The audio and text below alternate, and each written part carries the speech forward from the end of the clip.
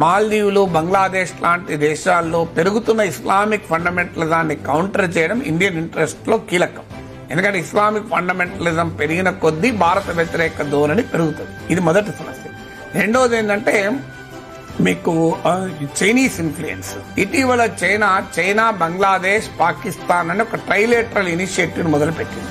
Of course అది SAARC కు పోటీ కాదు అని అధికారికంగా అంటున్నా, ఆ ట్రెండ్ చూస్తుంటే సార్క్ ఒక డిఫంక్ట్ కావడంతో దానికి ఒక కౌంటర్ ఇనిషియేటివ్ ఎమర్జ్ అవుతుంది.